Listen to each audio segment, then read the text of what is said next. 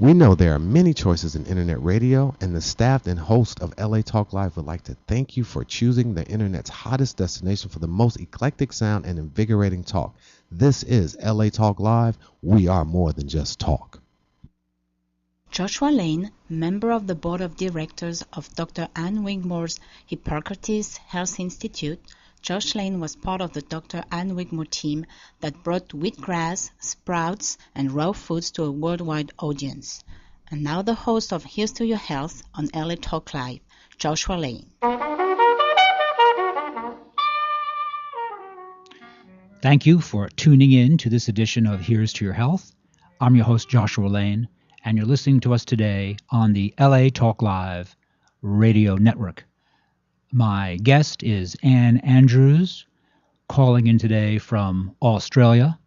Ann has been involved with media her entire working career and unfortunately developed Parkinson's disease and wrote a very useful, authoritative new book on the subject called I Have Parkinson's, What Should I Do? Kind of a very straightforward title. And having read the book, I thought that the book was worthwhile and invited Ann to be a guest on my show. I just wanted to mention briefly some information that you may have seen. Frequently I mention Dr. Mercola and his excellent website. That's mercola.com, which the subcaption is Take Control of Your Health. Dr. Mercola has some excellent ideas. And one of the new ones he just published was that it was discussion of that Harvard University has a study they released, says that the Harvard study, fluoride lowers the IQ. Fluoride is added to 70% of U.S. public drinking water supplies to aid in the prevention of cavities. The benefit is dubious, and there are practically no difference in tooth decay rates between fluoridated and non-fluoridated countries, and no difference between states that fluoridate a high versus low percentage of their water. Yet while fluoride in drinking water does not decrease decay rates of tooth decay, numerous studies show that this chemical has a wide array of devastating health effects, one of them being lowered IQ. A review of brain studies involving the use of fluoride has concluded that one of the adverse effects of fluoride exposure on children is damage to their neurological development. According to the Harvard researchers, children who lived in high fluoride areas had significantly lower IQ than those in low fluoride areas, with the authors noting, the results support the possibility of an adverse effect of high fluoride exposure on children's neurodevelopment. This just adds to the growing number of animal and human studies demonstrating the damage fluoride inflicts on the brain, including the pineal gland.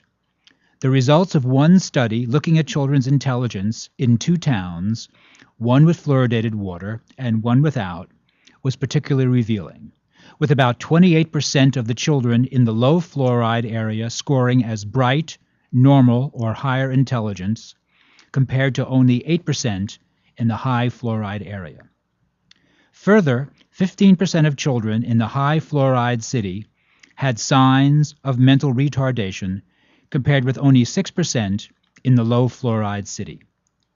In the study, the study even accounted for other potential variables such as lead exposure, iodine deficiency, or a history of brain disease or head injury.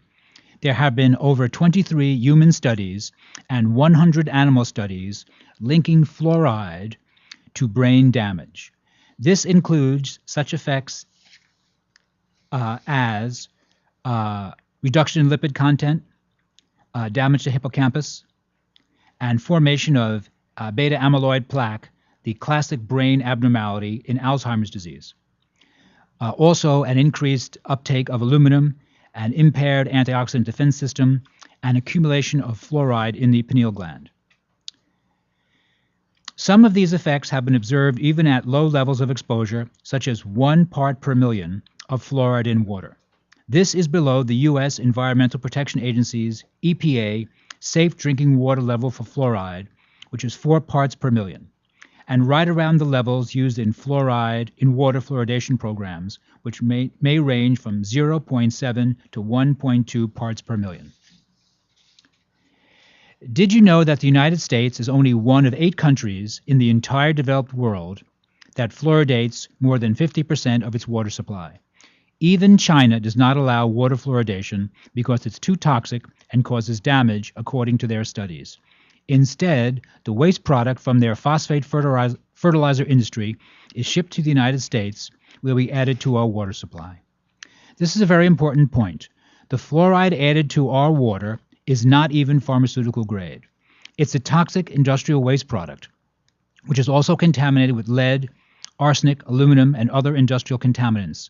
The story gets even more convoluted as the now declassified files of the Manhattan Project and the Atomic Energy Commission show that the original motivation for promoting fluoride in water fluoridation in the United States was to protect. This is actually quite shocking when I heard Dr. Mercola do an interview on this one. Let me just read this again. The story gets even more convoluted now that declassified files of the Manhattan Project and the Atomic Energy Commission showed that the original motivation for promoting fluoride and water fluoridation in the United States was to protect the bomb, aluminum, and other fluoride-polluting industries from liability. In the early days, some of the sodium fluoride used to fluoridate water supplies in the U.S. came from Alcoa aluminum. Several years later, they switched to the even more hazardous waste product from the phosphate fertilizer industry. While the U.S. Centers for Disease Control and Prevention, the CDC, officially claims that, quote, for more than 65 years, water fluoridation has undergone extensive scientific studies and reviews to assess its public health benefits and risks. For many years, panels of experts from different health and scientific fields have provided strong evidence that water fluoridation is safe and effective. This claim appears to have the flimsiest of foundations. According to a 2006 report from the National Research Council, extensive amounts of research are inconclusive or still missing and need to be conducted to evaluate the whole body impact of fluoride. Not only that, but their scientific review also identified research suggesting a variety of harmful effects from skeletal fluorosis, bone fractures, and potentially even cancer. With that in mind, how can the CDC claim that extensive research has concluded water fluoridation is safe for all community residents without differentiation between infants and adults, the sick and the healthy? How can the CDC possibly claim, as they often do, that water fluoridation is one of the top public health achievements of the last century?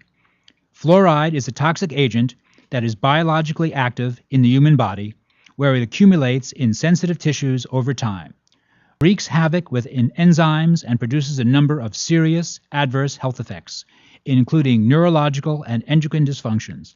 So why is it still being added to so much of the U.S. water supply? Fluoride's predominant action is on the surface of your tooth, although even this is now questionable, and not from inside the body. So the idea that many Americans are still being forced to swallow it for their teeth defies all common sense. Good oral health and strong, healthy teeth are not the result of drinking fluoridated water and brushing your teeth with fluoridated toothpaste. Rather, it's virtually all about your diet. Weston A. Price, who was one of the major nutritional pioneers, completed some of the most extensive research on this topic back in the early part of the 20th century, and documented his findings in his classic book, Nutrition and Physical Degeneration. He found native tribes who were eating their traditional diet had nearly perfect teeth and were almost 100% free of tooth decay, and they did not have toothbrushes, floss, toothpaste, or root canals and fillings. But when these tribal populations were introduced to sugar and white flour, guess what happened? Their health and their perfect teeth rapidly deteriorated, just like the kids in El Salvador. By avoiding sugars and processed foods, you prevent the proliferation of the bacteria that cause decay in the first place. Most people whose diets include very little sugar and few processed foods have very low rates of tooth decay. So the simple act of limiting or eliminating sugar and avoiding processed foods, along with regular cleanings with your natural mercury-free dentist, will ensure that your teeth and gums stay healthy and cavity-free naturally. That is from Dr. McCullough's website. Nestor, why don't we take a very short break, and we'll be right back with Here's to Your Health after these important messages.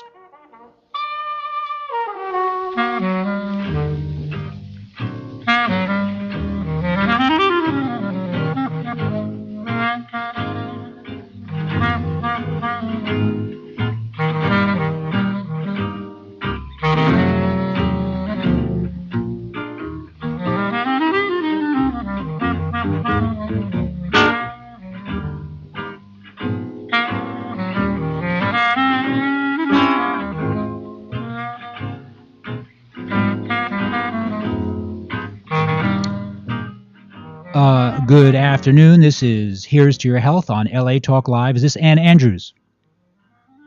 That's right. This is Ann's agent, her husband, George. Yes, George. And we're just checking to make sure the line is good. George, the line is good, and we are waiting for your wife to speak with us about her book. In 45 minutes? No, George. We're live right now. Okay, I can put it on for you. Yes, thank you. Please do. Thank you. Hello? Hi. Hello? Ann Andrews? Yes. Ann, hi. This is Josh Lane on the radio show Hi. Here's to Your Health on LA Talk Live. Thank you for being a guest. Ann, can you hear me successfully? Yes, I can. Okay, very good. I'm sorry, I just wasn't quite ready for the YouTube to launch in straight away. Not a problem. Ann, you have a new book out called I Have Parkinson's, What Should I Do? That's of course, right. is a serious issue. So now, may I ask, would you please give a definition to the listeners? What is Parkinson's disease? Okay. Parkinson's is a progressive disease of the brain, and it begins long before diagnosis. And in most cases, there's no cause, known cause, and as yet there's no cure. Its progress is slow. Some people get it worse rapidly, but they probably have been diagnosed much later than the others who seem to get it earlier. But it's really caused because it results from a loss of a chemical in the brain called dopamine. And this is a feel-good chemical, but it's also a bit like serotonin. Mm-hmm. But the dopamine actually initiates movement in the body. So this is why it's called a movement disorder. Parkinson's is called a movement disorder. And Ann, my question is, so Parkinson's disease, the origin of the disease is unknown. So Yes, therefore, is it absolutely. possible that the disease is multifactorial, that there are many things that contribute to it? They don't really know what. They've looked at lots of things like pesticides and insecticides. There is a known drug called NPTP, I think it is, which has caused it in people who have taken that drug. But that's a drug that's an illegal drug, which was used as a sort of substitute for another drug. All But right. those people got Parkinson's without any actual genetic reason for Parkinson's. And I have a question. Do you think that because you unfortunately have Parkinson's and have been researching and have your new book out, do you think that the cigarette smoker or the alcohol drinker is also potentially more subject to Parkinson's disease? No. There's no relationship to that at all. Even coffee, there is some theory that caffeine is good for you if you have Parkinson's disease. But there's been nothing done about smoking or alcohol. So if it's a neurological disease, do you think we can lay most of the blame then to pesticide exposure? Look, I really don't know. I lived in the country as a child, and pesticides were used frequently, and particularly in areas of orchards and market gardens.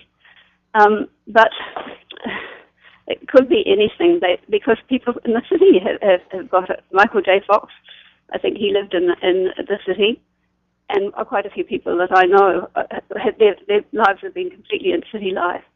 So they really haven't defined it. Yes. Is there, because Parkinson's is so devastating, is there any lifestyle protocol that you have found successful for yourself or with people who have Parkinson's who have been in contact with you? Yes, I think that you have to be very positive, as positive as you can be with this sort of disease. I mean, it's a very daunting prospect to know that you've got Parkinson's and there's nothing that can be done about it. And so a lot of people become very severely depressed. But I think you have to overcome that, and you have to be very positive, and you have to take control of your own health. Be responsible for your own health. That's the most important thing I can say, really, because if you don't exercise and you don't, you just become like an invalid, then you won't. Your life will become misery. And so, since obviously this is such an upsetting diagnosis, may I ask you a few questions about food? Do you carefully avoid eating all processed sugar? No, I'm sorry, I don't. I don't really know about diet, except that there's nothing being proven in any way, in any research that's been done, except they think there could be some good in caffeine. But protein is something that has been, because when you take levodopa, it has to get into your stomach, and it has to get into your upper intestine, because it can absorb from the stomach, the duodenum, into the bloodstream to get to the brain. Mm-hmm. And this means that if you have, because amino acids are what the proteins and everything is made of, and the same with the dopamine, they conflict with each other. And some people believe that if they take protein meal immediately after they've taken their medication, then the medication won't work so well. But I haven't found that. And what about the idea of using intravenous vitamin C to detoxify the body? That again is an unknown. There's been no proven research in that area. I take a vitamin D tablet form, but I've only just taken that recently. Up till now, I haven't tried it, so I don't know about the intravenous. I know some people do think it does them good, but there's no proven research for that either. I see. What type of protocol can you recommend for the listeners of Here's to Your Health? Well, most of all, what I recommend most of all is exercise. And because they've found that exercise, even physical exercise, will actually open up new pathways in the brain. And these new pathways, because what happens is that when you lose the dopamine, which is it's a chemical neuron that produces a chemical that needs to transmit messages across from one part of the brain to the other, you actually develop that Parkinson's has problems in other areas of the brain. So they believe now that physical exercise is almost better than mental exercise. That physically walking half an hour a day, brisk walk half an hour a day, will help you be healthier than even doing a crossword puzzle or something like that. But singing is also very good. Singing, dancing, any physical movement that will help you exercise your body, because your loss of muscle is the main problem, because of this problem of the dopamine loss, which stops the initiation of the movement. And may I ask, if I can ask a personal question, how old were you when you were diagnosed with Parkinson's? I was 58. 58. And when I look back, I've had it since I was about 40-something. And because I had all the symptoms early on, but I didn't know what it was. so And that's what happens to most people. I see. And as a younger woman, you were involved with theater, is that it? Television production? Yes. And I suppose what happens is that you start to notice these things, and you think they're caused by other things, because what happens mostly is loss of balance, stiffness, and the tremor. But sometimes you don't get the tremor immediately. You get the stiffness first, and even the loss of balance. So you might have a fall, or you may have, like for instance in my case, I developed a stiffness in my right arm, and it was so annoying at night when I got into bed that I had to hold my arm out straight to sleep. And that was when I was in my 40s that started. And it just got worse slowly. Well, that does sound very upsetting and not much fun. And when you had the problem with the stiff arm, did you go to the physicians and ask for a diagnosis? No, I didn't. I didn't, because I just thought it was because of my, I was exercising and doing things, and I thought it was just something quite normal that happened. You get a stiff leg or a stiff arm, and various things happen to you every day, really. But because until there was a build-up of symptoms, I didn't recognize it. Even then, of course, I didn't recognize it because I didn't know what it was. When you were a younger woman, were you a cigarette smoker or exposed to a lot of cigarette smokers?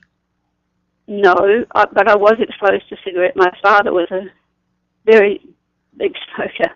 He smoked until he died at the age of 48 with a heart attack. Oh, dear. So he was... Sorry? Yes, it's upsetting. And I guess every generation knows more about a variety of subjects than the earlier generations. So when you were a young girl growing up, your dad was a cigarette smoker, and you were there yes. as a developing child. Did you have pneumonias or any kind of any problems when you were a young girl? No, I didn't. I didn't at all, and I never have. That's the odd thing. I was perfectly healthy, really, until I got Parkinson's. And were you exposed, in retrospect, to were there any environmental factors besides the fact that you mentioned the spraying of pesticides in the orchards? Was there anything else that might have been a trigger, potentially a trigger? Not that I can think of. I mean, I did have the odd puff of marijuana when I was, quite young. Yes. But I wasn't. But because I don't like alcohol, and I don't like the feeling of that feeling that you get. I didn't actually smoke it. Only maybe the odd puff here and there. But I did have one episode where I became quite immobilized for about 10 minutes after having had one puff of marijuana. I see. Now, whether that had anything to do with it or not, I'll never know. Probably really. Unlikely. And listen, I know these are very personal questions, but I do appreciate your answering them. Obviously, Parkinson's is very upsetting. For those of you just tuning in today to our show, Here's to Your Health on LA Talk Live, Ann Andrews is our guest, calling in. She's on a book tour of the United States, promoting her new book, I Have Parkinson's, What Should I Do? And now, as you have become an acknowledged expert on the subject of Parkinson's, based on the authorship of your book, have you bumped into some new ideas that you have not added to the book? Have people said, oh, we found this works, intravenous nutrient therapy or chelation therapy to get rid of heavy metals and toxic metals from the body? Has there been any interest in that subject? Well, I have met people who have tried them and who have felt that they did help in some certain way, particularly chelation. But it's not, it just isn't enough. There just isn't enough evidence around to prove that.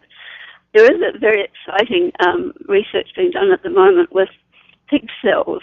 Mm-hmm. There's a treatment available at the moment throughout the world called deep brain stimulation, and this consists of inserting 2 electrodes in through the top of the head down into the substantia nigra, or the hypothalamus area, which is where the loss of dopamine originates. And what happens with loss of dopamine is that it begins in the substantia nigra, which is called that because it's a dark blackish spot seen in the brain, and almost in the center of the brain. But surrounding it is what's called the hypothalamus. And once the dopamine loss is into the hypothalamus, then you get more symptoms of other kinds. So you get other symptoms like the secondary symptoms of anxiety and stress and disturbed sleep, restless legs, pain, dystonia, difficulty walking, facial twitching, and all sorts of other losses of other symptoms, other areas of the body. And then you get into this, once it's in the hypothalamus, you actually develop problems with the autonomic nervous system, which has got two main benefits. It's the one of flight or fight. And so I've lost the real question in answering in a roundabout way. No, thank you. It was a very good answer. It was a very good answer. For those of you, again, just tuning in today, we are speaking with Ann Andrews, the author of I Have Parkinson's, What Should I Do? Ann, I have a question for you. Where can we buy your book? Where can you buy the book? Yes. I hope you can buy it on Amazon. I know that. Yes. And you should be able to buy it at all good bookstores, really. Well, that sounds very good. And do you have a website that people can visit to gain more information? Not really. I'm sorry. That's I okay. would like to set one up. I don't do I? No, I don't have a website. I will set one up. All right, that's okay. I have a Facebook one, which is called Positively Parkinson's. I'm sorry, Ann, what is it called again? I do have a Facebook page which is called Positively Parkinson's. I see. All right, that could be very, very helpful. Hopefully people will visit you on your web address. Is there a final thought you have for my listeners who have Parkinson's or who know someone who has Parkinson's? Gosh, the main answer, I suppose, is to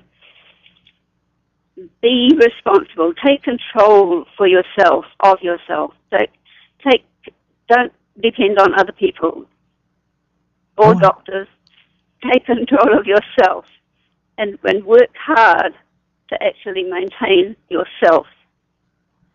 Well, that actually does sound like very good advice. Ann, thank you. Ann Andrews calling in. Thank you for being a guest today on Here's to Your Health. Her new book is called I Have Parkinson's, What Should I Do? Available on Amazon. You're listening to Here's to Your Health on LA Talk Live. We're going to take a short break, and we'll be right back after these important messages.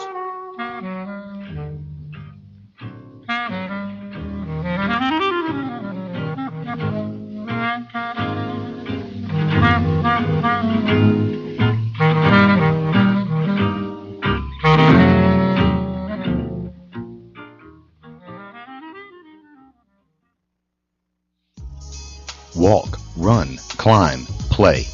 Solgar number 7 can help. Feel the difference for yourself. Solgar number 7 actually shows improvement in joint comfort within 7 days. Now you can start to get back on track fast and pursue the activities you love. Solgar number 7 is a breakthrough in joint care with no glucosamine and no chondroitin. The advanced bioactives in Solgar number 7 help to increase flexibility, mobility, range of motion, and actually shows improvement within just 7 days. One capsule, once a day, is all you need. When stiff joints occasionally say no, Solgar number 7 says yes. Visit Solgar.com and learn more about Solgar number 7 today. That's www.solgar.com, www.solgar.com. Solgar number 7, official sponsors of Here's to Your Health with Josh Lane and LA Talk Live. Oh, your skin looks great. Thank you. What's your secret? Frankincense and myrrh oil by Ancient Essence. Frankincense and myrrh oil by Ancient Essence? Yes, it's a beauty secret used since the time of the Greeks and Romans. The spa in Malibu told me about frankincense and myrrh by Ancient Essence, and now my skin is lovely. Well, your skin looks great. Call Ancient Essence at 1-800-627-9813. Discover the secret of beautiful skin. Call 1-800-627-9813. Discover the secret. Frankincense and myrrh oil by Ancient Essence. Discover the secret of beautiful skin. Available at fine spas and beauty centers.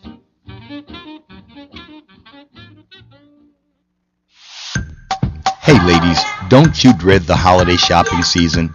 Well, come close and listen up. On Saturday, December 8th, 2012, you can have fun, take care of you, and shop till you drop all in one place.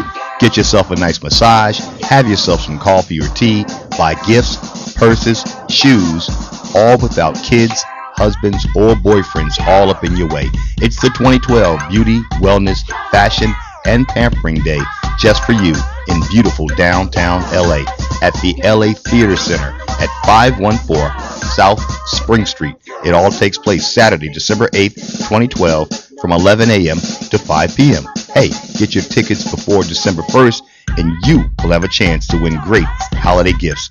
So tell your friends, let's go shop, relax, and party at the 2012 Beauty, Wellness, Fashion, and Pampering Day. Your tickets also help the Tracy Foundation, a program designed to uplift young people suffering with illnesses.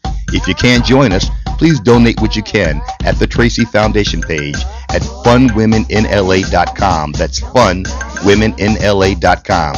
Or get your ticket now. This show will sell out.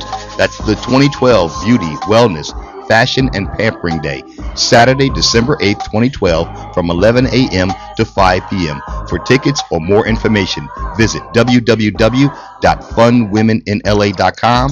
That's www.funwomeninla.com or call 818-478-7747. That's 818-478-7747.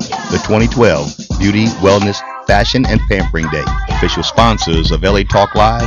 We'll see you there. Joshua Lane, member of the board of directors of Dr. Ann Wigmore's Hippocrates Health Institute, Josh Lane was part of the Dr. Ann Wigmore team that brought wheatgrass, sprouts, and raw foods to a worldwide audience. And now the host of Here's to Your Health on LA Talk Live, Joshua Lane. We're back. Thank you for tuning in to this edition of Here's to Your Health on LA Talk Live.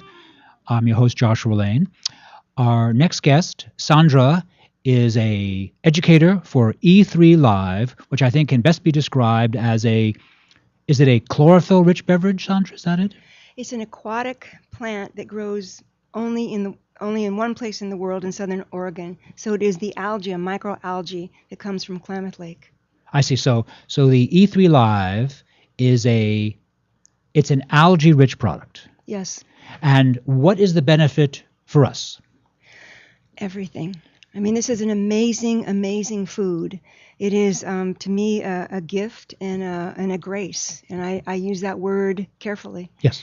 It is something that in our time that we're living in now, where our bodies are breaking down because of processed foods, medications, just what we've done to the world in itself.